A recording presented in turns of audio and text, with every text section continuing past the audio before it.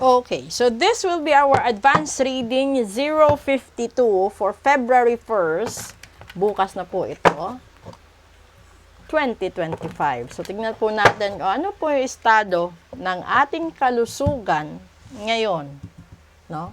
This will be February 1st, 2025.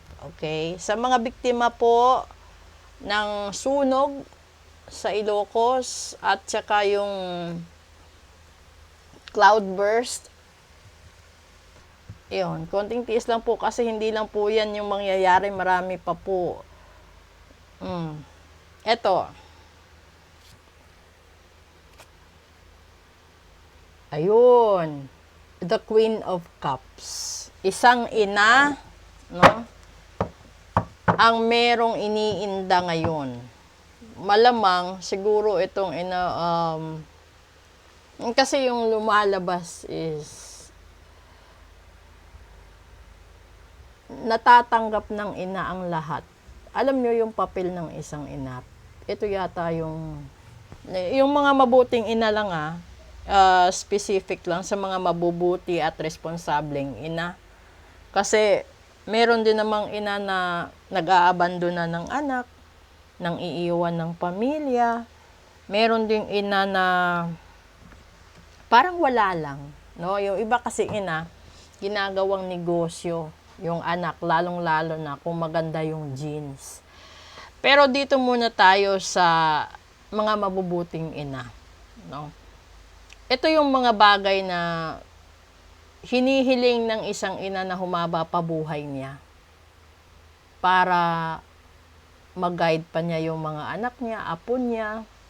At ito yung hindi ito kalimitan sinasabi ng ina lagi itong nasa puso niya, lagi itong nasa isipan niya, dinadasal niya ng palihim na never niya sinasabi sa mga tao. Pero kasi hindi lahat ng ina may kaya, hindi lahat ng ina mayaman, hindi lahat ng ina malambing. Kasi may mga ina na nilalabas nila yung pagiging nanay nila sa ibang paraan. Meron namang ina na hands-on sa pagtuturo hanggang sa pagluluto, sa paglalaba, etc. etc. Pero may mga ina din na yung parang alam nyo yung sporty na ina.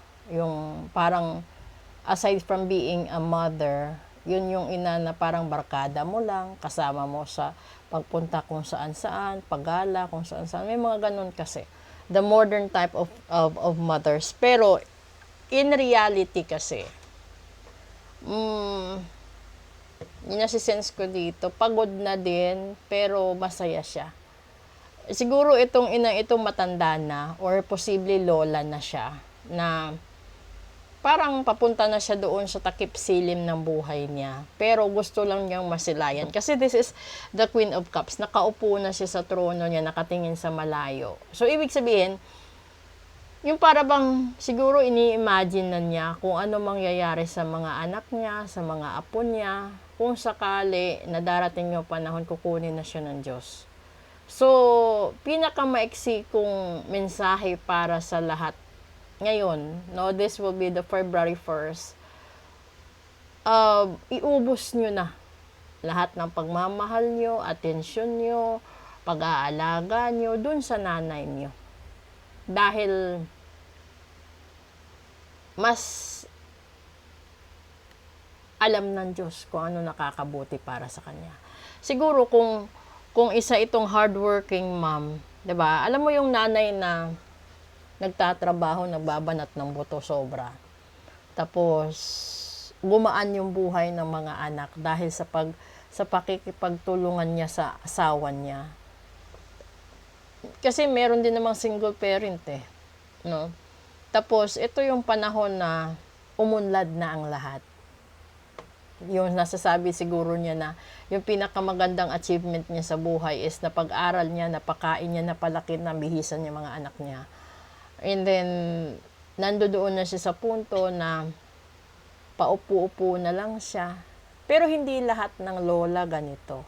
Kasi yung iba, kinakalimutan na, kinakahiya na. So, kung alin man yung estado ninyo, isa lang yung hinihiling ng puso niya. Makita niya lahat ng mga anak niya, matagpuan niya lahat ng apo niya. Siguro, isa itong panawagan. Hindi ito isang sakit.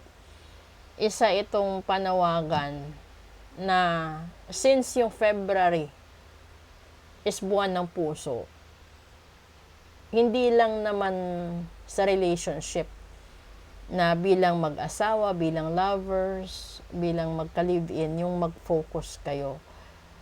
You have to spend that Valentine's Day or the love month itself sa mga magulang nyo. Kasi alam nyo, marami pang panahon para makipag-celebrate kayo sa mga kaibigan nyo. Pero hindi na ninyo alam kung hanggang kailan ang panahon na itatagal ng magulang ninyo. Lalong-lalo na yung nanay ninyo. Alam nyo, napaka-fragile kasi ng katawan ng isang ina kapag nanganak ito ng normal delivery noon. Kasi darating talaga yung punto na magiging marupok ang buto niya, magiging mabagal yung immune system niya, 'di ba? Depende 'yun sa pinagdaanan niya nung kabataan hanggang sa tumanda siya. At depende din 'yun sa pag-aalaga ninyo.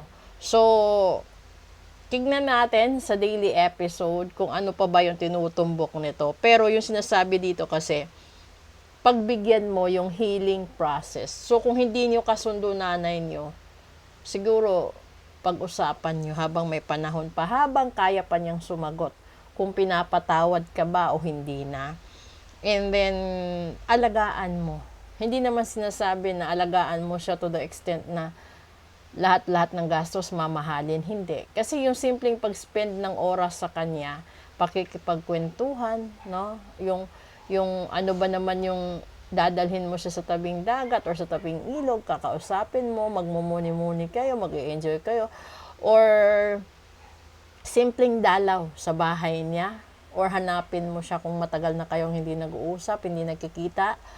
At yung siguro yung pinakamalungkot, kapag matagal nang wala yung nanay mo. Dahil kung matagal na siyang wala, siguro hindi mo na siya nadadalaw sa puntod niya.